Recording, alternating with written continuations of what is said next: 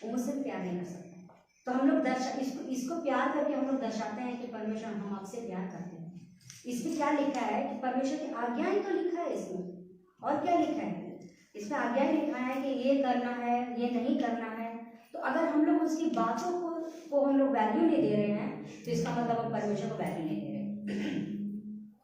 अगर आपको कोई कुछ बोल रहा है कि ये काम करो और आप नहीं कर रहे हैं तो इसका मतलब आप उसका वैल्यू ही नहीं दे रहे हैं। मान लीजिए टीचर ने आपको होमवर्क दिया और आप होमवर्क बना के नहीं लाए तो टीचर क्या बोलेगी? क्या बोलेगी? वो सीधा कॉपी फेंक देगी। बेटे इसका मतलब तुम वैल्यू नहीं दे रहे मेरे बातों को, बाकी बच्चे लोग दे रहे लेकिन तुम नहीं दे रहे। तो उससे क्या होता है? उसका अनादर होता है। लेकिन परमेश्वर चाहता है कि तुम लिखित बातों को पहले वैल्यू दो। जब तुम लिखित बातों को वैल्यू नहीं दे रहा है तो जो परमेश्वर दिखता नहीं है तुम उसको कैसे वैल्यू देगा? उसकी बातों को तुम कैसे समझेगा? क्योंकि परमेश्वर लिखित बातों से ही बात करेगा, वो इस किताब से बाहर बात नहीं करेगा। जो इसमें लिखा है इसी से वो बात करेगा, इससे बाहर वो बात नहीं करेगा। कुछ भी हवा में बोल दिया ऐसा कुछ नहीं है, उसने सब कुछ पहले से लिख कर दे दिया है कि ये चीजें तुमको मानना है, ये चीजें तुमको नहीं मानना है। अच्छे और बुरे का ज्ञान परमेश्वर देता है। कौन देता है? परमेश्वर देता है। हम लोग अपने घर में अपने माँ बाप से सीखते हैं कि क्या करना चाहिए क्या नहीं करना चाहिए। माँ बाप देखिए जब हम लोग छोटे रहते हैं तो बच्चों को हमेशा डांटते हैं कि नहीं तुम वो वहां मत जाओ, तुम ये मत करो, तुम खाली पैर क्यों है, तुम कपड़ा क्यों नहीं पहना। हमेशा वो डांट डांट के सिखाते रहते क्योंकि यही प्रोसेस है, बच्चों को सिखाने का यही प्रोसेस है।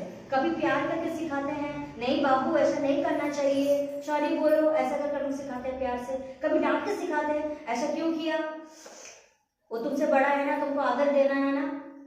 तो हम लोग कभी कभी डांट के भी सिखाते हैं। तो परमेश्वर भी वही है, उसने जैसा इंसान को बनाया है उसका स्वभाव भी वैसा ही है। वो चाहता है कि जैसे माता पिता है वैसे बच्चे भी बने। जैसे आप अपनी भाषा बच्चों को सिखाते हैं, जैसे कोई बंगाली है तो अपने बच्चों को बंगाली सिखाता है, वो कोई और भाषा तो नहीं सिखाता ना।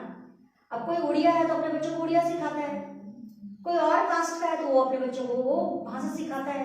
क्यों सिखाता है? कोई और भाषा क्यों नहीं सिखाता? बोलता है हम लोग का जो भाषा है वही तुमको सीखना है। तो परमेश्वर भी बोलता है मेरा जो भाषा है वो तुमको सीखना है। परमेश्वर का क्या भाषा है? परमेश्वर का भाषा है जो पवित्र आत्मा का भाषा। पवित्र आत्मा कहां से निकला? परमेश्वर के अंदर से। उसने ही सारे आत्माओं को बनाया है, इसीलिए उसको बोलते हैं परमेश्वर। वो सारे आत्माओं को कंट्रोल करता है, वो सारे आत्माओं को कंट्रोल करता है। पृथ्वी पर जितना भी आत्मा है सबका कंट्रोल वही करता है क्योंकि उसने ही बनाया है। अब जैसे आप कुछ भी बनाते हैं तो उस पर आपका कंट्रोल है। आपने मान लीजिए एक मैथ बनाया तो ये मैथ में किसका कंट्रोल है? आपका कंट्रोल है, मैंने बनाया है इसको, ये चीज मेरा है, ऐसा आप बोलते हैं। तो परमेश्वर भी बोलता है कि आत्माओं को मैंने बनाया है तो उस पर कंट्रोल मेरा है। कौन सा आत्मा क्या करेगा नहीं करेगा, कैसे वो आगे बढ़ेगा, क्या क्या उसके अंदर बॉन्डेजेस है, क्या क्या उसका रूल है। तो ऐसे करके परमेश्वर सिखाया है, आत्माओं को भी सिखाया है और इंसानों को भी सिखाया है। ठीक है, तो उसका पहला सिखाना ये है कि हर एक 7वां दिन तुमको परमेश्वर के पास आना है। पहला सिखाना ये है कि तुमको अपने परमेश्वर के पास आना है। जैसे बच्चे कुछ भी होता दौड़कर अपने मम्मी या पापा के पास जाता है, कहीं और जाता है क्या? दौड़कर कहीं और चला जाता है, दौड़कर रोड के में निकल जाता है, ये दौड़कर कहीं और भाग जाता है? नहीं, दौड़कर सीधा, अगर उसका मम्मी या पापा बहुत दूर में है फिर भी वो दौड़कर अपना वहीं जाएगा। उसके बगल में मौसी हो, बुआ हो, उसके पास नहीं जाएगा, वो ठीक मम्मी के पास या पापा के पास ही जाएगा। तो जब तुम इंसान होकर ऐसा करते हो तो परमेश्वर के साथ तुमको क्या करना चाहिए? कुछ भी प्रॉब्लम हो कहाँ जाना चाहिए? बगल वाला के पास चला जाना चाहिए। पता है मेरे घर में लड़ाई हो रहा है कि परमेश्वर के पास जाना चाहिए। उसने बोला सारे प्रॉब्लम के लिए तुम मेरे पास आओ, क्या चाहिए, क्या प्रॉब्लम है, क्या चीज है, सब कुछ के लिए तुम मेरे पास आओ। तो आज हम लोग परमेश्वर के पास आए हैं क्योंकि उसी ने बोला मेरे पास आओ। जो भी प्रॉब्लम है, जो भी तुमको जानना है, जो भी तुमको समझना है, जो भी तुम्हारे अंदर कमजोरी है, दुर्बलता है, उस सब चीजों के लिए परमेश्वर अपने पास बुलाता है। तो आज हम लोगों का टॉपिक है आत्मिक चीजें। बोलिए आत्मिक चीजें। शारीरिक चीजें के लिए आपके मम्मी पापा है सिखाने के लिए, वो सिखाता है कि बेटा तू 10 रुपए लेकर जा, इतना मिलेगा, इतना तुमको रिटर्न करेगा, वो सब कुछ सिखाता है। ऐसे चावल बनता है, ऐसे दाल बनता है, ऐसे सब्जी सिखाया ना। हाँ, ऐसे करके कपड़ा पहनना चाहिए, ऐसे करके प्रणाम करना चाहिए, सब कुछ माँ बाप सिखाए हैं। लेकिन आत्मिक चीजें कौन सिखाएगा? आत्मिक चीजें कौन सिखाएगा? कि मैं पढ़ाई कर रहा हूँ, मुझको याद नहीं हो रहा है, मैं बार बार भूल जा रहा हूँ, मेरे को बार बार गुस्सा आ जा रहा है, मैं बार बार ये चीज करना चाहता हूँ, नहीं हो रहा है, मैं और आगे बढ़ना चाहता हूँ लेकिन मुझको समझ नहीं आ रहा मैं क्या करूँ। कभी मेरा मन कर रहा है ये करूँ, कभी मेरा मन कर रहा है वो करूँ, मैं क्या करूँ, मैं किससे पूछूं, कौन मेरे को सही आइडिया देगा, किससे हमको पूछना चाहिए? ठीक है, तो परमेश्वर बोलता है जो चीजें तुमको समझ नहीं आता है, जो इंसान के वश में नहीं है। अब जैसे माँ बाप क्या होता है, मैं तेरे को पैदा तो किया हूँ लेकिन मैं तेरा भविष्य नहीं जानता हूँ। माँ बाप क्या बोलते हैं, मैं तेरे को पैदा जरूर किया हूँ, मैं तेरे को खिलाया पिलाया बड़ा किया हूँ, लेकिन मैं तेरा भविष्य नहीं जानता हूँ कि तेरा भविष्य क्या है, तू बड़ा होकर क्या करेगा नहीं करेगा, वो मैं नहीं जानता हूँ। तो कौन जानता है भविष्य? वो अनदेखी चीजों को, जिसको कोई देख नहीं सकता, जिसको कोई देख नहीं सकता, वो चीजों को कौन बता सकता है?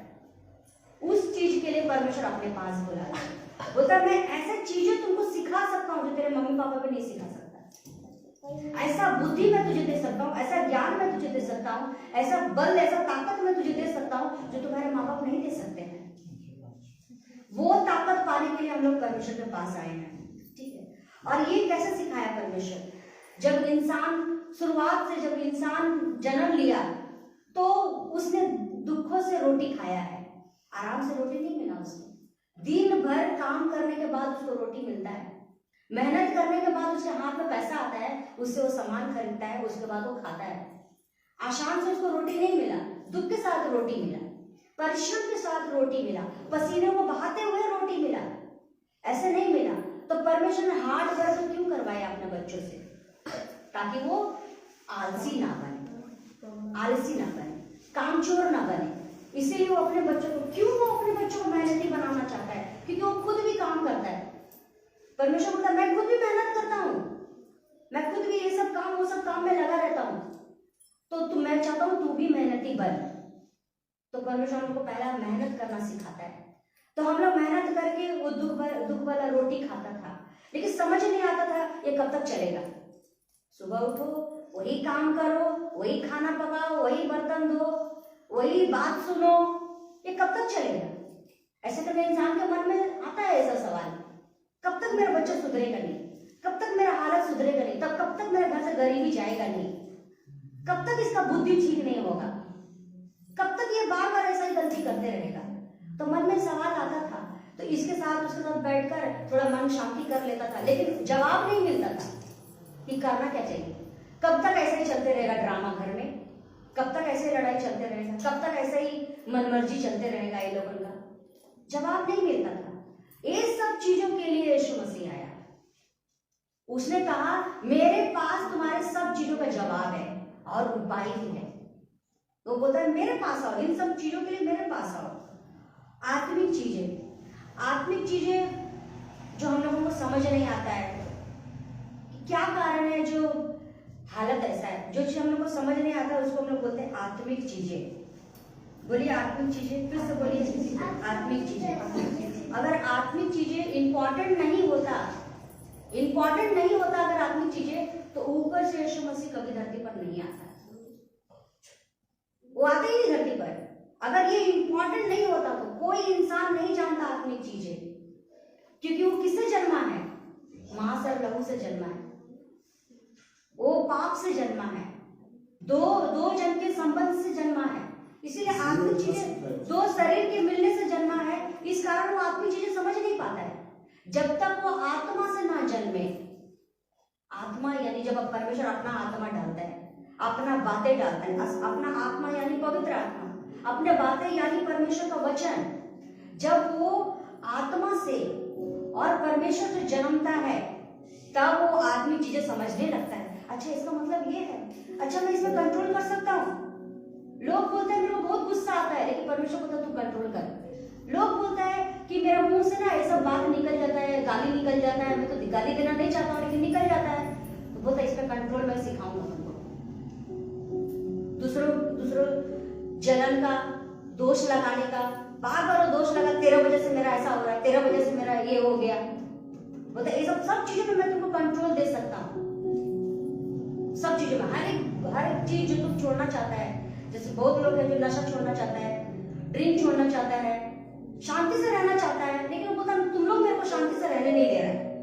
वो दोष लगाता है, शांति के लिए भी दूसरे के ऊपर दोष लगाता है और खुद पे कंट्रोल नहीं कर पाता है। लेकिन परमेश्वर बोलता वो ताकत मैं तुझे दूंगा, वो कंट्रोल करने का ताकत मैं तुझे दूंगा। तू कंट्रोल कर लेगा, गुस्सा कंट्रोल कर लेगा, तू चीजों को संभाल लेगा, तू बिगड़ने नहीं देगा। ऐसे करके कंट्रोल वाला पावर ये परमेश्वर सिखाता है अपने बच्चों को, ये माँ बाप नहीं सिखा सकता। माँ बाप क्या बोलता है, अच्छा तेरे को मारा, इस बार तू मार के आना, ऐसा बोलता है। अगर कोई लड़की जाकर अपना माँ को बोलता है कि माँ उसका पति मार रहा है, वो बोलता है अच्छा ठीक है इस बार मारेगा ना तेरे को, इस बार तू कपड़ा उपड़ा ऐसा करके सीधा पुलिस स्टेशन भाग जाना, फिर देख लेगा हम लोग वो क्या है, देख लेगा। ऐसा करके माँ बाप बोलता है माँ बाप अपना लड़की को कि तेरे को अब मारेगा ना, तू भी उसको मारना और ऐसे करके चल जाना पुलिस स्टेशन, फिर देखता हूँ उसका क्या होता है। तो उसके हाथ में वो चीज नहीं है, इसीलिए वो नहीं सिखा पाता अपने बच्चों को।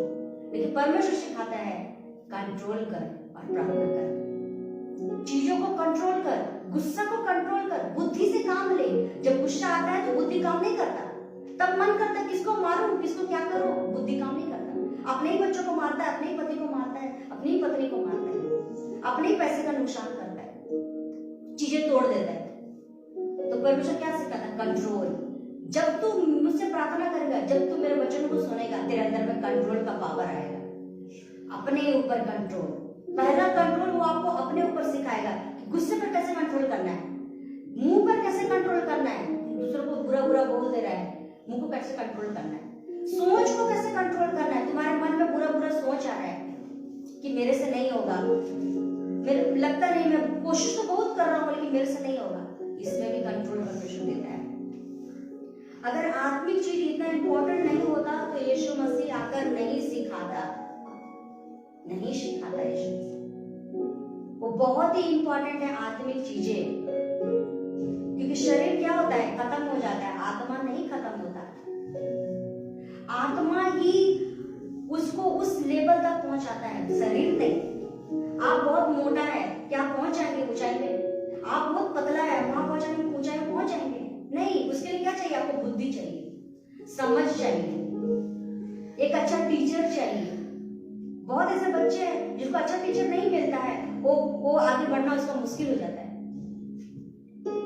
सब कुछ अच्छा होने के बावजूद उसका आगे बढ़ना मुश्किल हो जाता है। लेकिन परमेश्वर जो हमारा पिता है वो सब चीजें प्रोवाइड करता है, वो सब चीजें प्रोवाइड करता है। क्या चाहिए तुमको? वो तो बोल दिया है कि अगर तुम्हारे अंदर बुद्धि का कमी है तो मुझसे मांग, समझ का कमी है मुझसे मांग, आत्मा चाहिए मुझसे मांग, धीरज चाहिए मुझसे मांग। वो तो सब चीजों के लिए मैं तैयार हूं तुमको देने के लिए, क्योंकि उसके पास है, उसके पास है ये सब चीजें। तब तो वो बोल रहा है ना मुझसे मांग। हाँ, तू बार बार गलती कर रहा है, मुझसे मांग, वो ताकत मांग, वो बल मांग मुझसे।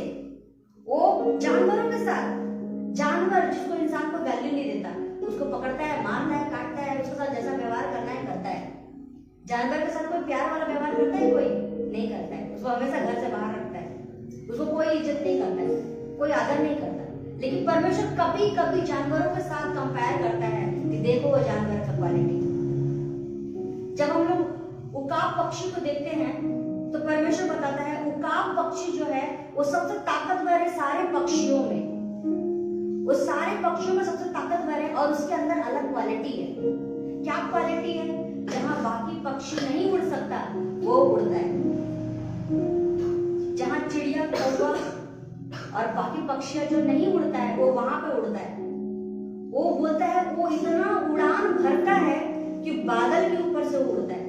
अगर मान लीजिए नीचे बारिश हो रहा है, वो बादल के ऊपर उड़ रहा है, बादल के ऊपर में सूरज का लाइट है, कोई बारिश नहीं है। जब हम बादल के ऊपर चल जाते हैं कोई बारिश नहीं है, वहां पे वहां सूरज का लाइट है। अपने आप अपने ऊपर में हाथ रखे, अब बोले परमेश्वर मैं बात समझू, बोले परमेश्वर मैं आज बातें समझू, परमेश्वर तुम मुझे जो भी समझाना चाह रहे हैं परमेश्वर आज मैं समझू परमेश्वर, क्योंकि ये बातें परमेश्वर मुझे कोई नहीं बता सकता, कोई नहीं समझा सकता परमेश्वर। इन आत्मिक बातों के लिए परमेश्वर मैं आज अपने मन को और अपने हृदय को तेरे करीब लाता हूँ परमेश्वर।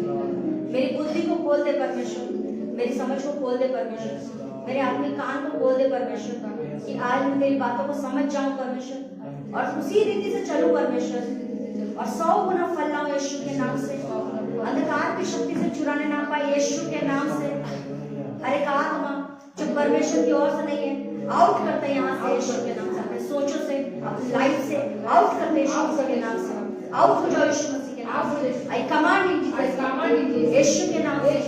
हर एक आत्मा, फेलियर की आत्मा, शर्मिंदगी की आत्मा, पीछे करने वाली आत्मा, चुराने वाली, हाथ करने वाली, नष्ट करने वाली, यीशु के नाम से आउट हो जाओ, आउट हो जाओ, आउट हो जाओ, आउट हो जाओ। Catch fire in Jesus, catch fire, fire, fire, fire, मूर्ख बनाने वाली आत्मा, catch fire, catch fire, catch fire, catch fire in Jesus.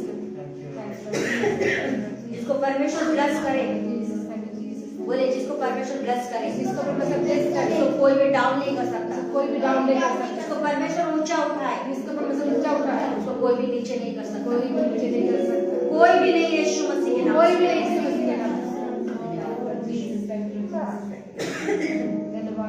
तो क्या कहते हैं परमेश्वर? उकाब के समान उड़ने के लिए परमेश्वर कहता है। जब उकाब उड़ता है उसके बड़े बड़े पंख होता है, उकाब के बड़े बड़े पंख होता है। जब वो उड़ता है पूरा जोर लगाता है उड़ने के लिए। इतना आसान नहीं है कि यहाँ से उड़ा वहां पहुंच गया। उसको हवाओं को साइड करके, जब आप पानी में तैरते हैं आपको पानी को साइड करके आगे बढ़ना पड़ता है। वो पानी आगे जाने का रास्ता नहीं देगा, उसको हटाता है। बोले ये दोनों हाथों कहाँ इस्तेमाल करता है? हटाने के लिए। बोलता है इसको हटाओ, हटाओ, हटाओ, तुम आगे बढ़ेगा। किसको हटाने बोलता है? वो रुकावटों को, वो चीजों को जो मुझे आगे बढ़ने से रोक रहा है। परमेश्वर बोलता है जब तुम उसको हटाएगा तो आगे बढ़ेगा। तो पक्षी, उसको ये परमेश्वर ने सिखाया है कि जब तू हवाओं को ऐसे हटाएगा तेरा उड़ान ऊपर की ओर जाएगा। कौन ऊपर उड़ता है? पहले कोई इंसान ऊपर उड़ता नहीं था। वो लोग बस इमेजिन करता था कि काश मैं उसके जैसा उड़ पाता, काश मैं उसके जैसा उड़ पाता। कोई इंसान उड़ा नहीं, कभी नहीं उड़ा, कोई इंसान नहीं। कई सालों तक उसने कोई इंसान को उड़ते हुए नहीं देखा।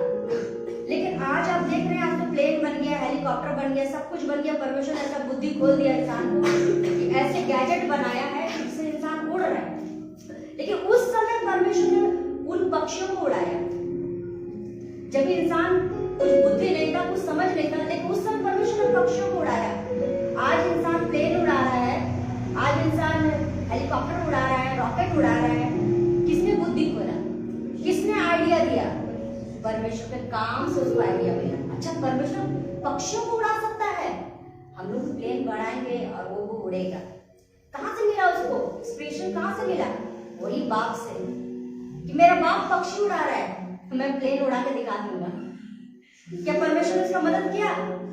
हाँ, बिल्कुल किया। उसने क्या बोला? जो मेरे अंदर है वो तेरे अंदर में भी है, बस समझना है, तुमको बुद्धि को खोलना है। वो बुद्धि लगातार, एक ऐसा व्यक्ति वो बुद्धि लगातार उसको वो बात छू गया, परमेश्वर का वो बात छू गया। कोई इंसान का नहीं बल्कि परमेश्वर को वो बात छू गया कि ये पक्षी को कैसे उड़ा रहा है। गाय नहीं उड़ रहा है, ये नहीं उड़ रहा है, लेकिन पक्षी उड़ जा रहा है। आखिर क्या बात है जो इतना ऊंचाई में उड़ जा रहा है? और वो लगातार उसके अंदर देख रहा है, पक्षी को देख रहा है, कैसे उड़ रहा है, कैसे उड़ रहा है, इसके अंदर पावर कहाँ से आया, इसके अंदर ये कहाँ से आया। तो एक दिन परमेश्वर ने उसका बुद्धि खोला और उसने प्लेन बनाया। सेम पक्षी के जैसा ही दिखता है, वो ज्यादा चेंज नहीं है, वो पक्षी के जैसा ही दिखाई देगा वो। तो परमेश्वर का कॉपी उसने किया। इंसान हमेशा बाप का कॉपी करता है, जैसा बाप बोलता है कॉपी करता है। कभी कभी घर में एक्टिंग करता है कि पता है मेरा पापा आएगा ना ऐसे ऐसे करके घर में आएगा, मेरा मम्मी आएगा ना ऐसे फिर डंडा लेकर आएगा घर में। तो बच्चे क्या करता है? पापा का ही कॉपी करता है, मम्मा का ही कॉपी करता है। तो उस दिन वो पक्षी को देखा और उसके मन में आया मैं भी करूंगा ऐसा करके, और परमेश्वर ने बुद्धि खोल दिया। इससे परमेश्वर क्या बता रहा है कि बस तेरे को ध्यान लगाना है, मेरी बातों में ध्यान लगाना है, मेरे सोचों में ध्यान लगाना है। तू भी कर सकता है, तू भी कर सकता है और मुझसे बेहतर कर सकता है। ऐसा परमेश्वर ने बोला है। ये नहीं बोला कि मेरा जितना ही कर सकता है, वो बोलता तू मुझसे भी बेहतर कर सकता है अगर मेरे बातों में ध्यान लगाए। वो पहला व्यक्ति और कई लोग आज भी आना जाना प्लेन में ही कर रहे हैं। वो पता है वो व्यक्ति कौन था? वो एक पास्टर का बेटा था। आप अगर सर्च करेंगे उस पर डिटेल्स को कि ये कैसे बनाया और कैसे किया, उसके बाप ने प्रोफेसी किया था कि मैं आकाश में इंसानों को उड़ते हुए देख रहा हूँ। लोगों ने समझा, उस समय लोगों ने नहीं समझा कि क्या बात कर रहे हैं। आज तक करोड़ों साल हो गया, आज तक कोई इंसान उड़ा ही नहीं। एक ऐसा बात बोल रहे हैं। उसने उस समय आत्मा में प्रोफेसी किया कि मैं इंसान को उड़ते हुए देख रहा हूँ। उसके बेटे ने प्लेन बनाया, उसी के बेटे ने प्लेन बनाया। आप जब सर्च करो सारा डिटेल्स आपको गूगल से दिखाएगा, वो कौन था, कहां से बिलोंग करता था, उसका बैकग्राउंड क्या था, वो सारे गूगल से आपको दिखा देगा। तो परमेश्वर क्या बताना चाहता है कि एक मामूली इंसान जब ये सब कर सकता है, वो भी तो एक मामूली इंसान है, वो भी तो माँ बाप के गर्भ से निकला है, कोई ऊपर से तो नहीं आया। तो जब एक मामूली इंसान जब परमेश्वर की ओर ध्यान लगाता है, सोच लगाता है, तो ऐसे ऐसे कारनामे करके दिखाता है। आप जानते हैं सबसे ज्यादा इंस्ट्रूमेंट, सबसे ज्यादा गैजेट वो उन्हीं लोगों ने बनाया जो क्रिश्चियन है। सबसे ज्यादा फोन देखिए और गाड़ियां देखिए, इंजन देखिए, ये भारत के नहीं है, ये भारत का इवेंट नहीं है, ये सब बाहर के। और पता चलेगा वो क्रिश्चियन है, वो लोग क्रिश्चियन है, उन लोगों ने बनाया। आज ऐसे ऐसे चीजें बनाया है, आप जब सर्च करेंगे आपको पता, इसको डिटेल्स पता चलेगा। अब आपको 100% वो दिखाई देगा वो लोग क्रिश्चियन है। 100% वो लोग का खून में क्रिश्चियनिटी है, माँ क्रिश्चियन है, बाप क्रिश्चियन है, तो बच्चा क्या होगा? उससे भी सुपर। तो परमेश्वर बोलता है जब वो मामूली लोग जो हमारे जैसा ही है, हमारे जैसा दुख भोगने वाले, सुख भोगने वाले, हमारे जैसा आशा करने वाले, हमारे जैसा सोचने वाले, वैसे सेम है, लेकिन बस उसने एक काम अलग किया, पूरा जोर लगा दिया सीखने के लिए, पूरा जोर लगाया, आधा जोर नहीं कि चलो आज मैं सीखता हूँ, कल थोड़ा सा पार्टी कर लेता हूँ, कल थोड़ा घूमने चला जाता हूँ, कल मैं मजा करने चला जाता हूँ। वही लोग क्रिएट करता है जो पूरा फोर्स लगा देता है। डॉक्टर लोग का लाइफ को देखिए, इंजीनियर लोग का लाइफ देखिए, जो नासा में रहने वाले हैं, जो यहाँ रहने वाले हैं, जो रॉकेट बनाते हैं, जो अंतरिक्ष में जाते हैं, उन लोगों का लाइफ देखिए। उन लोग आपको बाहर रोड में दिखाई नहीं देंगे। क्यों? वो लोग आप देखते हैं कि वो लोग का फेस पूरा नॉर्मल इंसान जैसा नहीं रहता, ना उनके हेयर कट रहते हैं, ना उसके सेविंग रहते हैं, ना उनका ड्रेस सही रहता है, वो लोग पागल जैसा दिखते हैं। क्यों? क्योंकि उसने अपना पूरा समय एक चीज में फोकस कर दिया है। आज उन्हीं का नाम है, आज उन्हीं का नाम है। जो आप चिप देखते हैं, मोबाइल फोन में जो चिप देखते हैं, कौन बनाया है? वही साइंटिस्ट ने। आज आप सुरक्षा के लिए इतने सारे गैजेट देखते हैं कि आपके लोग कोई आपके देश में हमला ना कर दे, वो किसने बनाया? साइंटिस्ट ने बनाया है, कोई मामूली इंसान ने नहीं बनाया है। उसने पूरा फोकस लगा दिया है। आज चीजों पर उसका नाम लिखा है, इसने बनाया, इसने बनाया, इसने बनाया। उस लेवल तक परमेश्वर अपने बच्चों को लेकर जाता है। बस फोकस चाहिए। तुमको ऐसा दिखाना है कि हाँ मैं कुछ सीखना चाहता हूँ। उन्हीं लोग उड़ते हैं, वही उकाब के समान उड़ते हैं, वही बादलों को चीर कर उड़ जाते हैं। सारे पक्षी बादल के नीचे उड़ते हैं, सारे पक्षी बादल के नीचे उड़ते हैं। तुमको क्या बनना है? सारे पक्षी बादल के नीचे उड़ते हैं, सिर्फ उकाब है बादल के ऊपर उड़ता है, जहाँ पानी ही नहीं है, जहाँ बारिश नहीं हो रहा है, जहाँ बारिश नहीं हो रहा है, वहां धूप है, वहां सूरज का लाइट है, और इजीली वो उड़ता है, मजे से उड़ता है। वो कभी भी जमीन पर नहीं दिखाई देता, उसका डेरा पहाड़ के ऊपर रहता है, वो अंडे पहाड़ के ऊपर देता है, वहां कोई पहुंचता नहीं, कोई डर नहीं, कोई हमला नहीं, वहां पे रिलैक्स होके उसका अंडा सेफ, उसका फैमिली सेफ, उसका बच्चा सेफ। पहाड़ के ऊपर कौन जाएगा? पहाड़ की चोटी पर वो अपना घोंसला बनाता है। उसका बुद्धि देखो। तो परमेश्वर बोलता है मैं तुमको उस पक्षी के समान ऊंचाई में उड़ाऊंगा। वो पक्षी को देख रहे हो? उसके कंपेयर में कोई नहीं है, कोई नहीं है उसके कंपेयर में। बोलता है मैं उसके समान तुमको ऊंचा उड़ा सकता हूँ, ऐसा ताकतवर मैं बना सकता हूँ। तो क्या करना है? परमेश्वर के सामने अपने आप को डेडिकेट करना है। प्रभु मैं उड़ना चाहता हूँ, मैं भी उड़ना चाहता हूँ, मैं भी वो ताकत पाना चाहता हूँ। परमेश्वर देने के लिए तैयार है, लेकिन वो मन को खोजता है कि कौन है जो चाहता है। ढेरों इंसान है, सभी बादल के नीचे उड़ रहे हैं, ढेरों इंसान है, लेकिन एक बादल के ऊपर उड़ने का निर्णय लेता है, एक दिखाता है जोश, मैं उड़ूंगा, उसको जोर लगाना पड़ता है, तो चीरना पड़ता है बादलों को। सब लोग डरता है, जब बादल को देखकर सब डरता है। बारिश में सब छुपने के लिए मांगता है, वो बारिश में उड़कर बादल के ऊपर चला जाता है, दिक्कतों को साइड करके। बारिश में कौन निकलना चाहता है? कोई नहीं निकलना चाहता। वो बारिश में भीगते हुए भी उड़ते रहता, पहुंच जाता है वहां पर और एंजॉय करता है, हंसता है लोगों पर। तुम लोग भीग रहे हैं, मैं यहाँ एंजॉय कर रहा हूँ। वो सोचता है ऐसा, तुम लोग भीग रहे हैं, तुम लोग छुप के बैठा है, मैं यहाँ एंजॉय कर रहा हूँ, मेरे लिए कोई मैटर नहीं करता। पानी गिरे, बिजली हो, या फिर 40 दिन तक पानी गिरे, 1000 दिन तक पानी गिरे, मेरे को कोई प्रॉब्लम नहीं है, मैं एंजॉय कर रहा हूँ। घूम रहे हो वजह से वो लाइफ परमिशन देना चाहता है, लेकिन उससे पहले वो मन चाहता है परमिशन। क्या तू चाहता है, या फिर बाकी की तरह तू भी वैसे ही जीवन बिताना चाहता है कि सुबह उठा, खाना पकाया, सबको खिलाया, खट ही रहा है, काम ही कर ही रहा है, और फिर एक दिन खत्म, सब खत्म। बहुत इंसान आया और चला गया, लेकिन कुछ इंसान लोग आया, अपना नाम लिख कर चला गया कि भारत को इसने आजाद किया, रॉकेट ने इसने बनाया, मोबाइल फोन ने इसने बनाया। मजा कौन ले रहा? सभी ले रहा है। क्या उसका नाम का जगह कोई ले पाया? कोई नहीं। वो हिला के चला गया लोग कि देखो क्या क्या हो सकता है। आज भी चीजें बन रहा है, आज भी नए नए चीजें बना रहा है इंसान।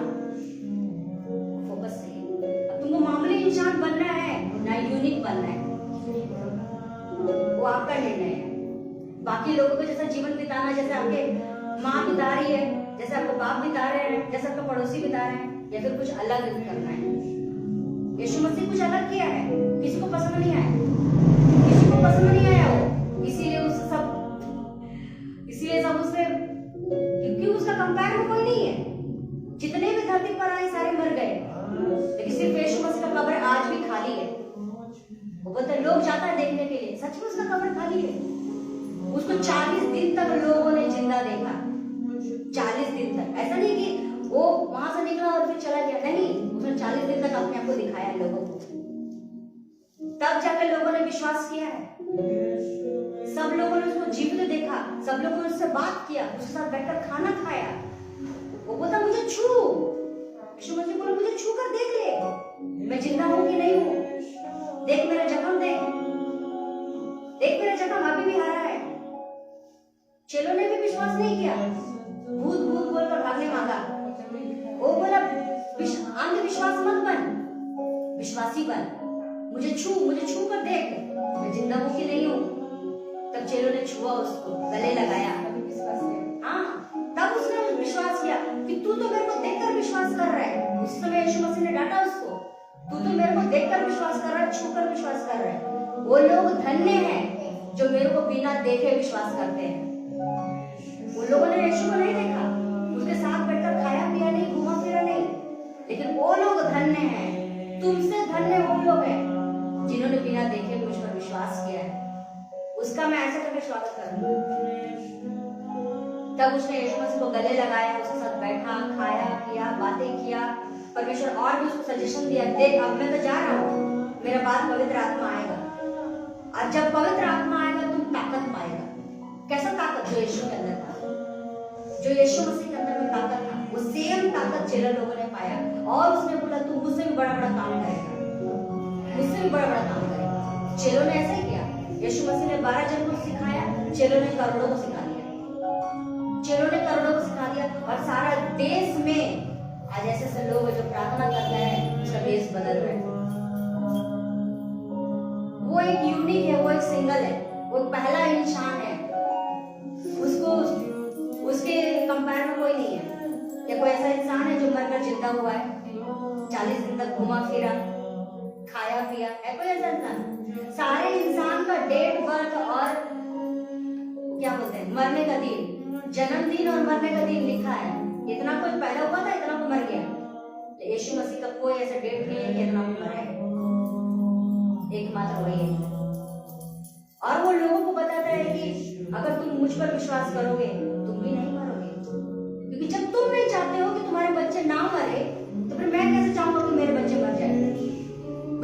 कंडीशन है, उस पर विश्वास करना है, उसकी बातों को सुनना है। वो आपको आत्मिक बातें ही सिखाएगा। क्या सिखाएगा? सब्जी कैसे बनता है, दाल कैसे बनेगा, वो नहीं सिखाएगा। उसके लिए माँ बाप है, उसके लिए स्कूल है, उसको टिब्रो उधर चल जाए, उससे अच्छा मैं जो सिखाऊंगा उससे तो तू चाहे कुछ बना देगा, उससे तो कुछ बना देगा और तेरा नाम लिखा जाएगा कि यही इंसान ने इसको बनाया है, तो ऐसा कुछ कर देगा। तो यीशु मसीह ऐसा बनाएगा। आज परमेश्वर से बात करें, क्या आप चाहते हैं बनना? Thank you Jesus, thank you. आज बात करें परमेश्वर से, अपने सपनों को परमेश्वर के आगे रखें। अपने आंखों को बंद कीजिए, परमेश्वर की बातों के ऊपर ध्यान दीजिए। जो परमेश्वर आज आपको कहा है वो काव के समान होगा। परमेश्वर ये चाहता है कि आप आज इस संसार में उस काव की तरह उड़े और परमेश्वर के करीब जाए, परमेश्वर के उस करीब के साथ, परमेश्वर के उस प्रेम के साथ उड़े, आप परमेश्वर की आशा के साथ उड़े जो परमेश्वर आशा देता है। धन्यवाद। परमेश्वर कहता है अपने सपनों को परमेश्वर के आगे रखें। आपकी क्या सपना है? आपका क्या सपना है? उसने नहीं कहा कि अपने बच्चे के बारे में बोल, अपने पति के बारे में बोल। आपका क्या सपना है? यही एक जिंदगी है। आप बोलेंगे कि मैं अगला जन्म में काम करूंगा, अगला जन्म में, ये बकवास है। अगर आप आज नहीं किए, क्या गारंटी आप कल करेंगे? ये एक ही जीवन है। यीशु मसीह के पास एक ही जीवन था। यीशु मसीह फिर से जन्म नहीं लिया। वो बोला और मैं नहीं आ पाऊंगा, अब मैं आऊंगा तो तुमको लेकर चला जाऊंगा और मैं धरती पर तो पैर नहीं रखूंगा, कोई कन्या को इस्तेमाल नहीं करूंगा, किसी के गर्भ को इस्तेमाल नहीं करूंगा। अब मैं आऊंगा तो तुझे लेकर चला जाऊंगा। यही एक जिंदगी है। बेवकूफ मत बनिए। ये जन्म वो जन्म, कोई जन्म नहीं है। यीशु मसीह का एक ही जन्म था। बोलिए यही जन्म है। क्या क्या करना है? लोगों को खुश करना है या परमेश्वर को खुश करना है? वो तो अपने पिता को खुश करके उसके दाहिने बैठ गया, उसकी इच्छा को पूरा करके दाहिने बैठ गया। परमेश्वर यही चाहता है आप कुछ बड़ा करें, कि आपका नाम लिखा जाए, जीवन की पुस्तक में आपका नाम लिखा जाए कि ये बेटा के द्वारा मेरा ये काम हो गया, ये बेटी के द्वारा मेरा ये काम हो गया। परमेश्वर को खुश करने वाला बने।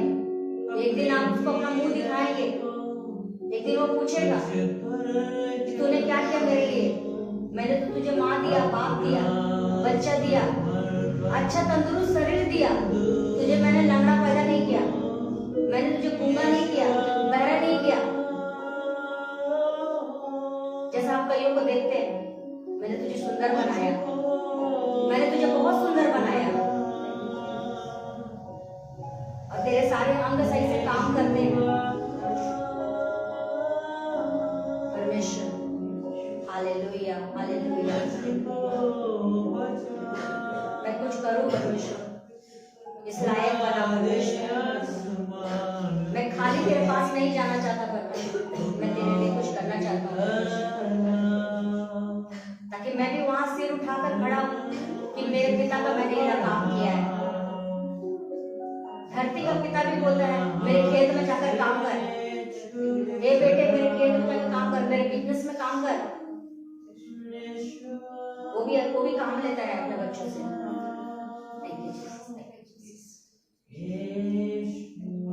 इस लायक बनाइए परमेश्वर। और अगर मुझ में कुछ कमी है परमेश्वर, मेरी कमियों को दूर कीजिए परमेश्वर। मेरे बुद्धि को खोलिए, मेरे समझ को खोलिए परमेश्वर। मैं और तेरे करीब जाने पाऊँ परमेश्वर, और तेरी इच्छा को मैं जानने पाऊँ परमेश्वर। आज से मैं तैयार हूँ परमेश्वर एक नई उड़ान भरने के लिए। Hallelujah, hallelujah, hallelujah. एक नई उड़ान भरने के लिए आज से मैं तैयार हूँ परमेश्वर।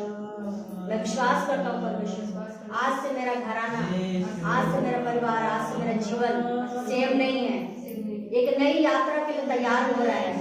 तू मेरे विषय में एक नया कल्पना बना रहा है परमेश्वर, तू मेरे विषय में कुछ सोच रहा है परमेश्वर।